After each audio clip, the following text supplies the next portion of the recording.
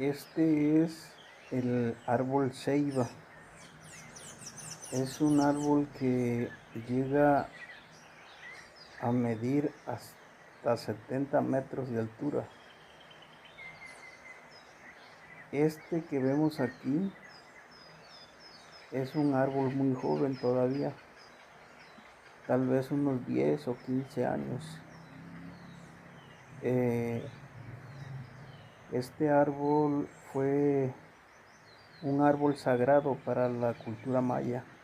¿Sabías?